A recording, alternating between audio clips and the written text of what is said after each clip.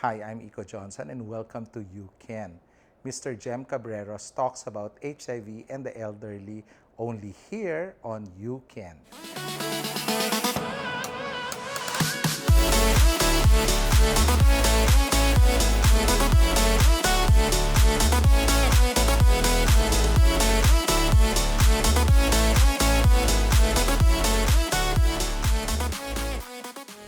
Hi, Jem. Kumusta? I'm okay. Thank you so much for inviting me. No, thank you for being a guest here sa UCAN.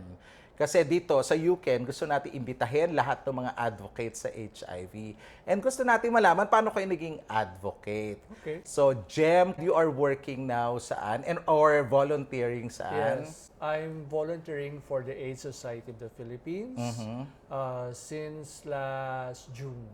Last June this Yeah, year. June this Oo. year. Previous to that, I was with TLF SHARE as a care officer or the Community Access to Redress and Empowerment Officer for the National Capital Region. We're actually a paralegal officer wherein we assist persons living with HIV or PLHIVs who experience discrimination and human rights violations on the basis of their HIV status. Napakagandang experience yan. And napakagandang, passion. Yes. Kasi alam naman natin, ang mga taong may HIV, sometimes may human rights Yes, issues very much. because of the stigma and discrimination. But Yes. good thing you're fighting for that and you are advocating for that. Or you're part of an organization that has that program kasi kailangan ng mga taong may HIV yan. Kailangan. And Jem, again, ikaw ay isa sa mga taong kilala na sa buong Pilipinas when it comes to HIV advocacies. Yeah. Pero Jem, ito kasing Ucan, ang gusto nating malaman dito, kung sino ba si Jem, sino yung mga advocates behind the numbers. Kasi di ba Jem, palaging nakikita na lang natin mga numbers. Yes. Every month lumalabas yung mga numbers, pero hindi natin nakikita yung mga tao behind. And we want to show that. We want to humanize HIV. Tignan naman natin from a different lens yung discussion on HIV. Tignan natin from the perspective of an advocate. Pero etong gusto kong malaman. So Jem, paano ka ba nagsimula? Paano naging advocate si Jem Cabreros? So, I'm a person living with HIV. HIV is a human immunodeficiency virus, wherein this virus actually weakens the immune system of a person.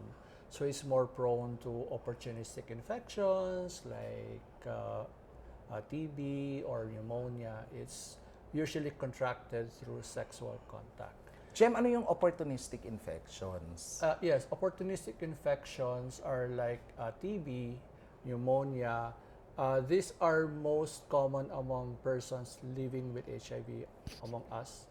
Since weakened na yung immune system namin, we are more prone to it. So it's more like pulmonary or bronchial diseases because it attacks mostly the lungs. Kasi I think, di ba, mga Filipinos kasi, weak yung lungs natin because of Yes. all the pollution Yes. and exposed tayo sa mga different respiratory Yes. disorders. So sige, continue mo, Jem. I was diagnosed as HIV positive in 2010. Actually, right after my diagnosis, I wanted to come out. I wanted to go public, but my siblings, since we don't have parents anymore, when I told them about my HIV status, they told me or they advised me to hold on or to hold back muna. Kasi at that time, 2010, stigma and discrimination of HIV positive individuals is really so strong. So they didn't want me to go through that. So they said, wait muna. So, tingnan mo muna yung surroundings mo, how people would perceive you as an HIV positive individual. So, sige, I decided na I'll hold back muna. Until 2020, I went through this legal literacy training. Teka muna, 10 years na yan Yes, after. yes. Okay. I was looking for the right time or for the right opportunity to come out. So I took it as one like gut feel. If I feel that this is that time, I will come out. So after I had this legal literacy training with a support organization, it's not anymore existing though. So right after that, I learned what are my rights as a person living with HIV under Republic Act 11166 or the Philippine HIV and AIDS Policy Act of 2018. That replaced the old law, which is Republic Act 8504. There was an old law, but it needed to be updated. New law was enacted, and it now has more provisions to protect persons living with HIV like myself. Right after the training, I felt that, okay, this is the time for me to come out. So I went on social media. I took a picture of my antiretrovirals. Antiretrovirals are actually medicines that are meant to control the HIV virus from multiplying or affecting the immune system of a person. Ang ARV, so yung antiretrovirals, not for cure yan kasi Yes, wala pang yes, cure. yes. Just basically to manage. Tama ba, Jem? Okay. Yes. It's meant to manage. It's not a cure. Kasi wala pa, di ba? Yes, wala pa talagang cure. I know of some people who will say, "Uy, may gamot na." No. It's not yet the cure. It's just meant to manage the HIV condition of the individual. I felt that it was a good time for me to come out. So I took a picture of my ARV. I posted it on social media. And I recall that my caption there was, "Yes, I am a person living with HIV, and this is what I take to prolong my life or to help me live longer." And then what came next was the outpouring of support and love from not only from my family but also from my relatives and friends. Actually, from my relatives, I wasn't really expecting much because I knew that there were some of them who might not be that knowledgeable when it comes to HIV. So I'm very happy. I'm very touched by the expression of love and support for me after that. So that's very good to hear though. Kasi marami kasi, they're really scared Yes. to come out. But what's good about what you mentioned is that disclosure, it depends on you Yes, when you're gonna yes, very disclose. much.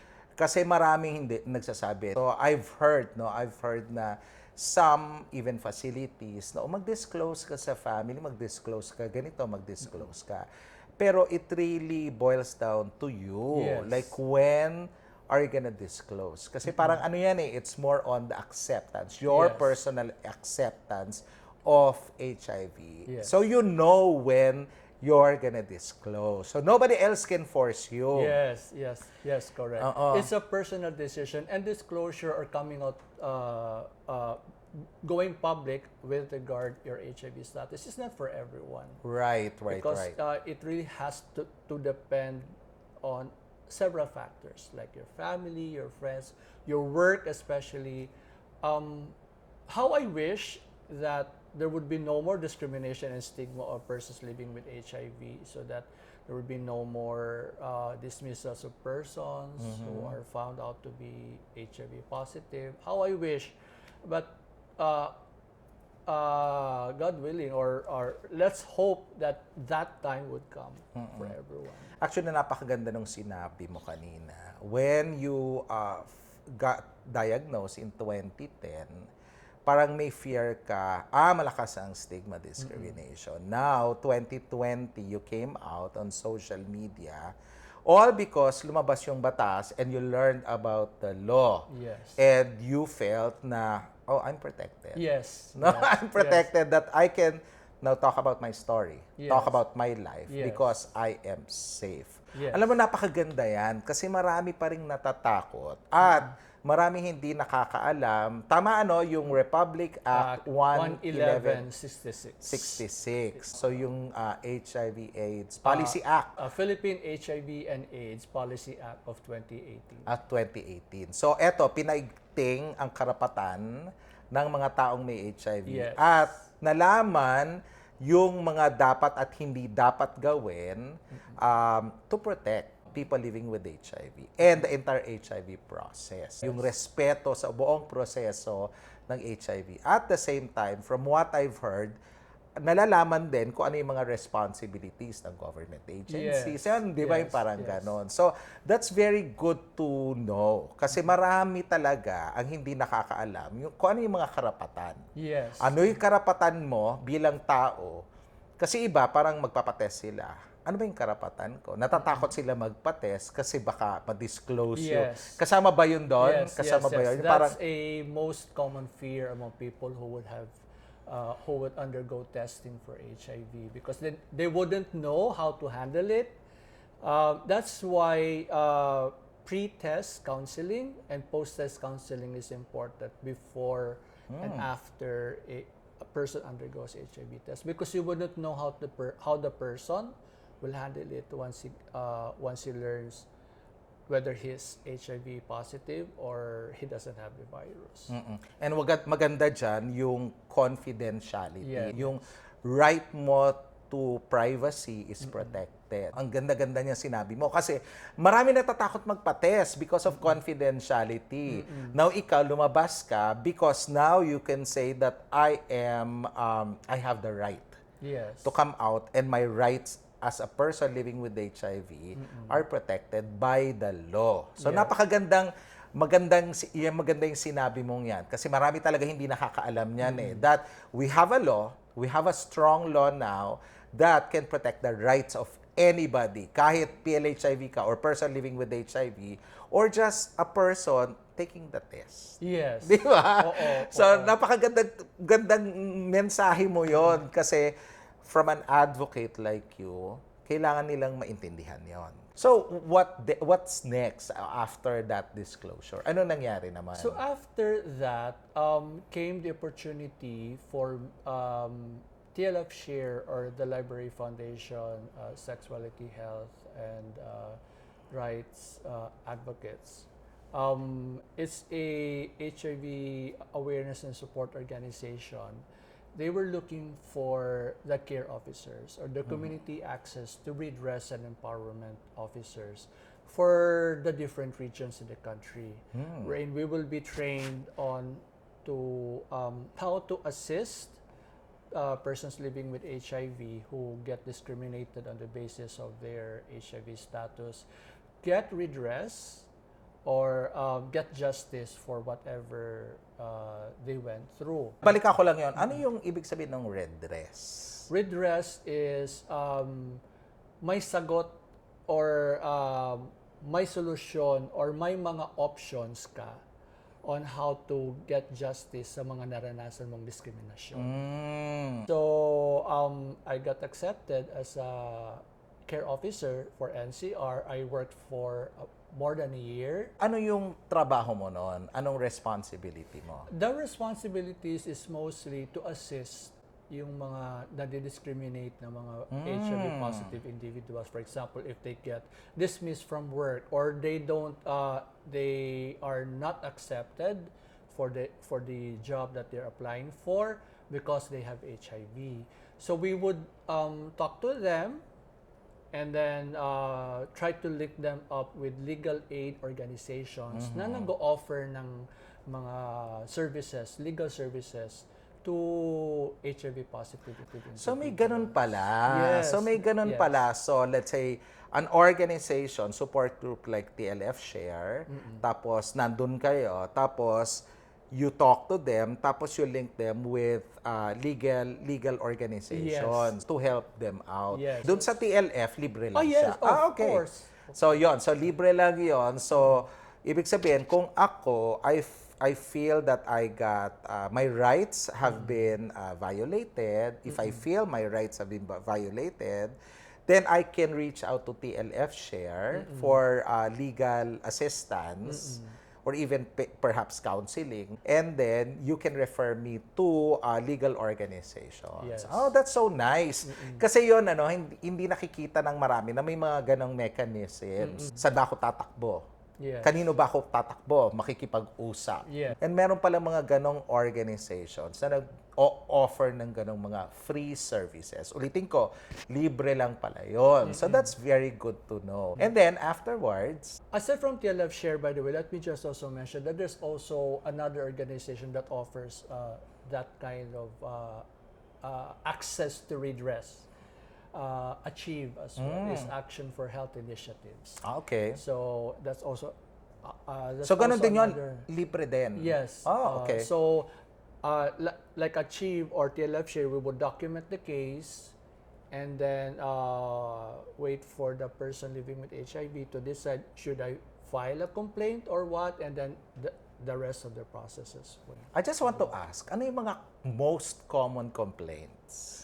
The most common complaints are disclosure, and then Disclosure of the HIV status of the person. okay, so somebody's disclosing. Yes.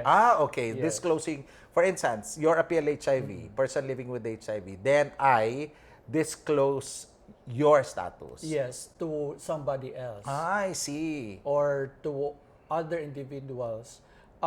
Unfortunately, there are also family members of HIV positive individuals who would also disclose it to other people, and that's sad. I mean, that's really sad. I mean, you're supposed to get support and acceptance from your family, but there are cases that happen like that. Pero sa batas, ano ba ang dapat?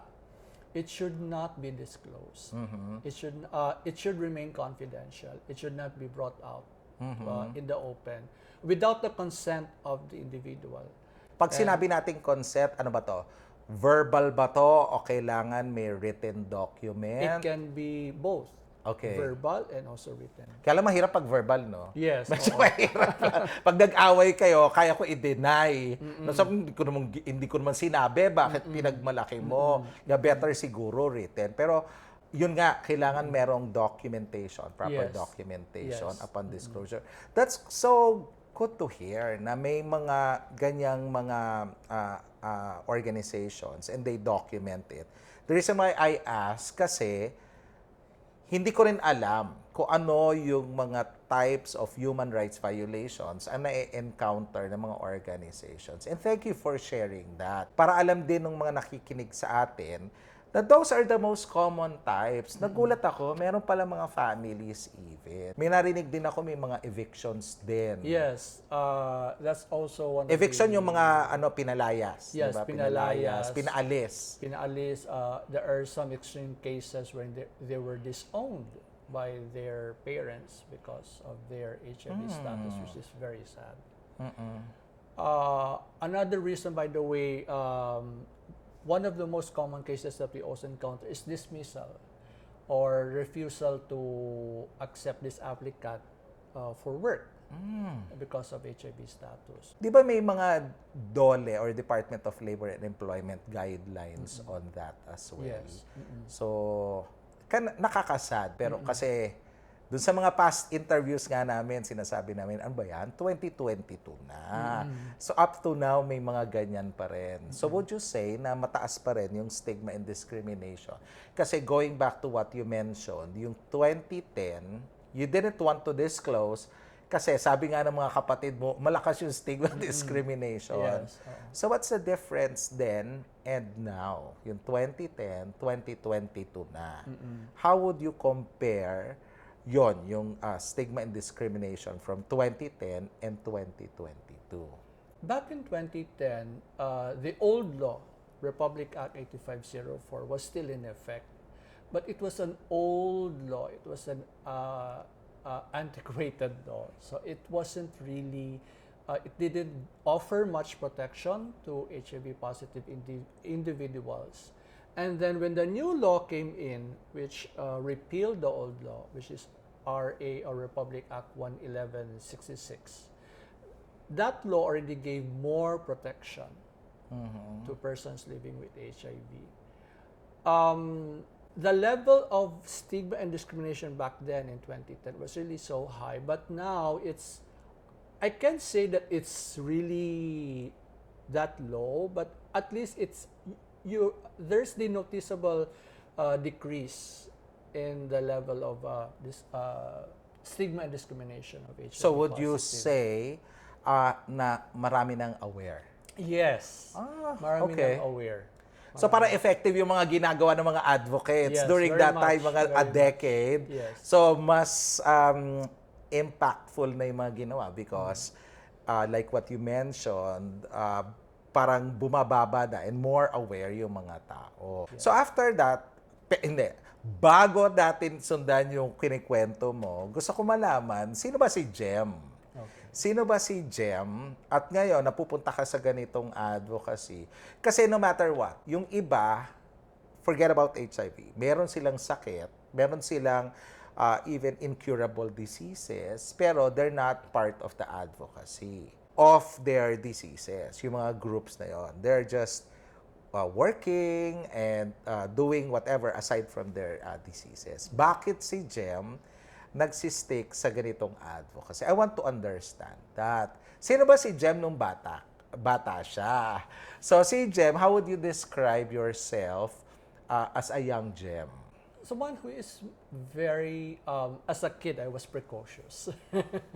Of course, naughty, and the typical Filipino kid. As I grew up, since I knew that I was different in terms of, I knew that I was already gay, but I didn't know yet what I was because I was confused. What am I? Am I straight? Am I gay or what? I went through an identity crisis actually. I didn't know who I was. I didn't know what my gender, what my sexual identity is. Or my sexual orientation. If there's one thing also that many friends would tell me is that I'm compassionate or I have a kind heart. I would usually put the needs of others ahead of mine. I have this immense love for my mother because my mother and my father separated. So after they separated, I had to stop going to college to look for a job and then meet the needs of my mom and my younger sister who was in high school back then. So, I took odd jobs like being a service crew in a donut chain and then a clerk. And then later on, I became a journalist and an editor in Cebu-based publications. So after that, I wasn't able to finish my studies, but just recently, I finished a Paralegal Studies course in International Academy Manila. So now I have something to be proud of because I was able to finish a certain course. So, Jem, so now meron ka na experiences sa paralegal, tapos you are already helping people living with HIV, specifically sa human rights. Jem, ano naman yung gusto mong i-advocate? Aside dun sa paralegal, legal aspects of HIV, ano yung gusto mong i-advocate? Okay. At my age now, which is I'm 55 already, I saw that there is this specific sector of the PLHIV community that that would need more focus and attention now, which is the elderly or the persons, elderly persons who are living with HIV.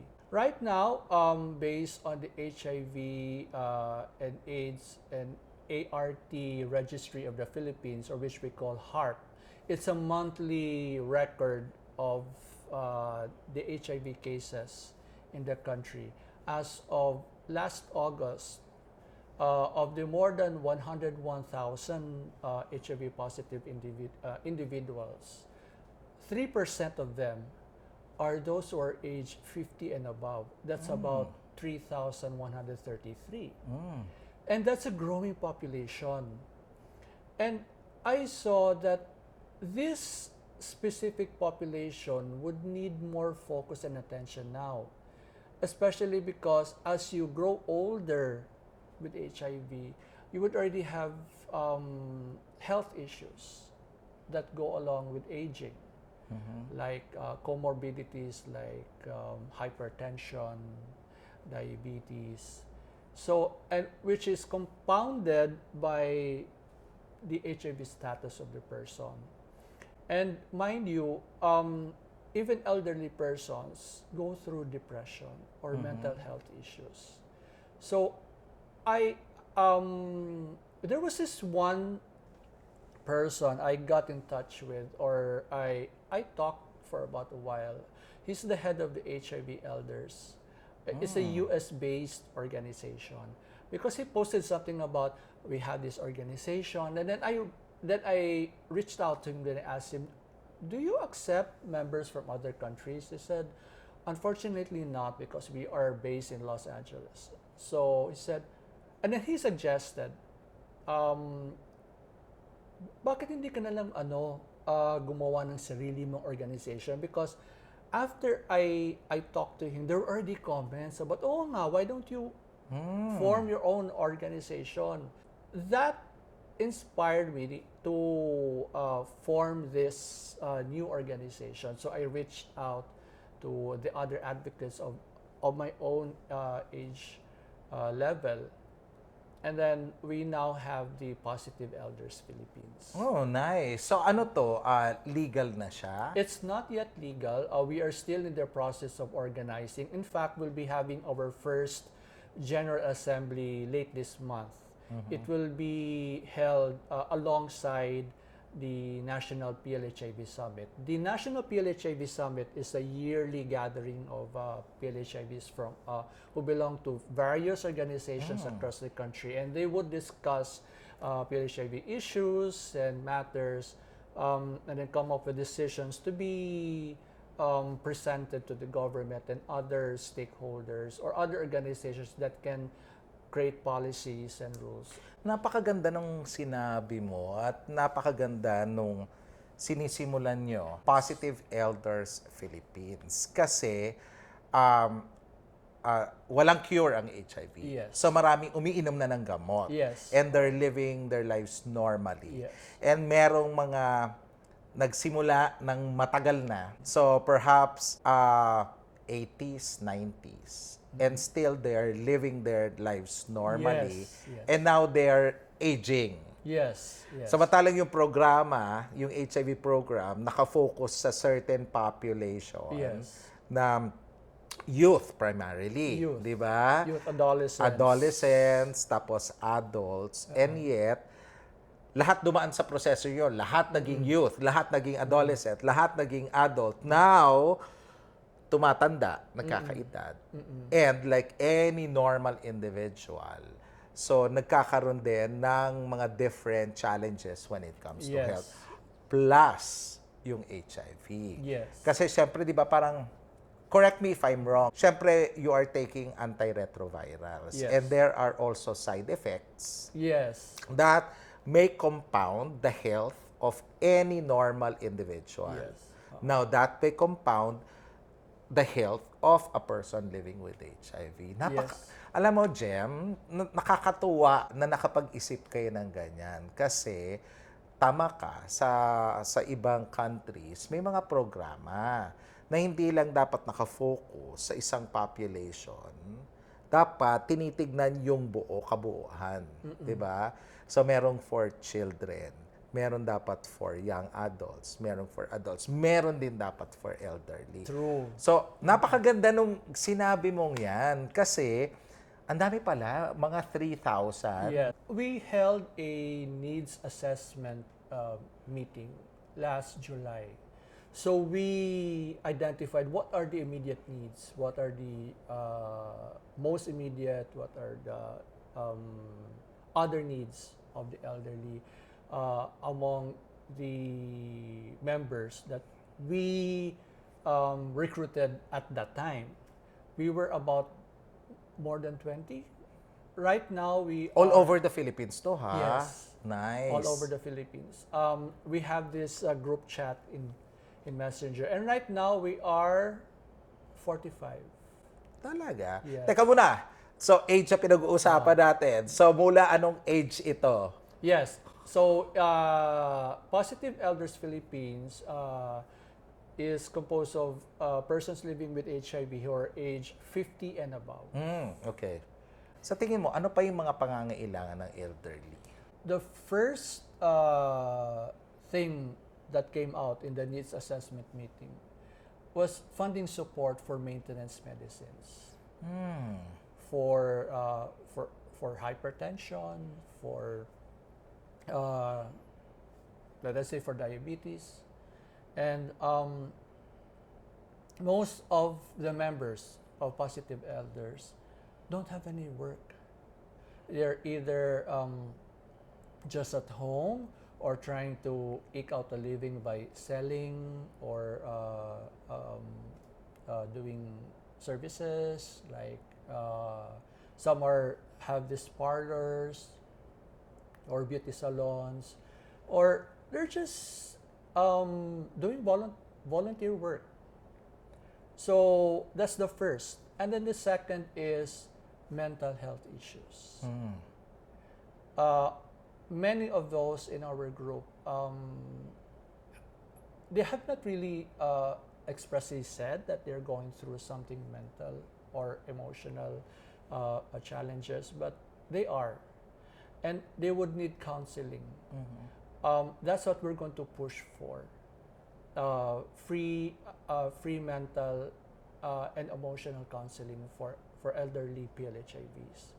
And then the third one is, it's a long-term plan, is that we're going to set up a shelter for solo PLHIV, elderly PLHIVs, or those who have been ostracized or discriminated by their families, or those two, either solo living or displaced, and those who have been ostracized.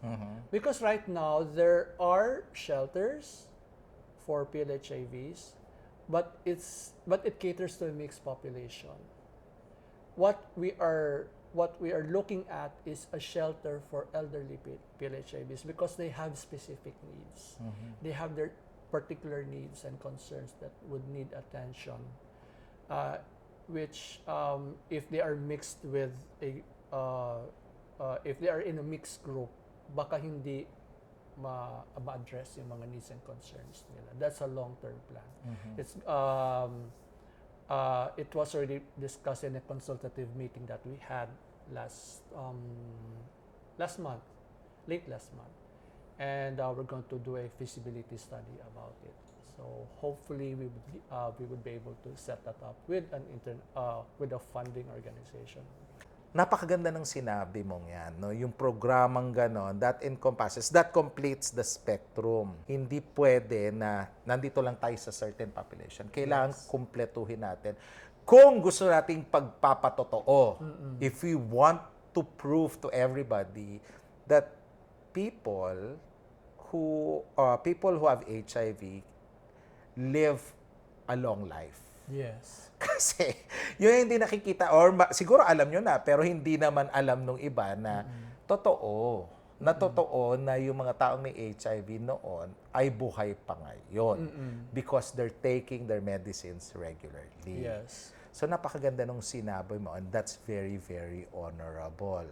So I hope that through our listeners and our viewers, we can all support your advocacy. Napakaganda nung kwento. Ako, I learned a lot again na ang advocate kasi may pinagsisimulan, may pinagmumulan. Yes. It happens that you're a person living with HIV, but even removing that, you know who you are. Yes. No, may mga pinagdadaanan, but out of that come a gem. Okay? Thank you. Di ba? You are a gem. Rough, gem in the rough. Now you are a gem now. So, maraming salamat, Gem, for Thank you. coming Thank and you. guesting here and sharing your advocacy and your passion to help. Maraming salamat din, Iko, sa pag-invite sa akin. As my parting words of advice, ito lang masasabi ko, dapat walang maiiwan sa mga sektor na kinabibilangan ng PLHIV community.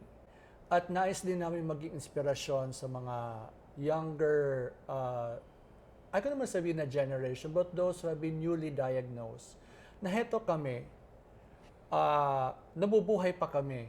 Hanggang ngayon buhay pa kami kasi iniinom namin yung mga antiretrovirus namin. We're trying to live and healthy and happy lives. So sana mag-inspirasyon kami sa those who have been newly diagnosed.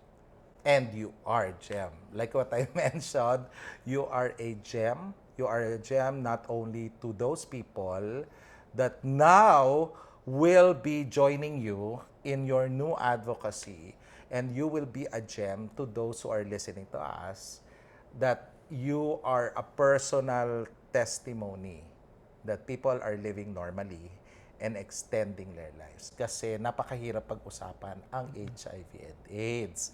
And usually, pag pinag-uusapan, parang direct to the point, ang HIV ay ganito, ang HIV ay ganyan. Pero, coming from an advocate and knowing the passion from the advocate, it's different. It becomes personal. It becomes human. Pero dito sa atin, because we are a safe space, we can talk about HIV. And because we can, then definitely you can.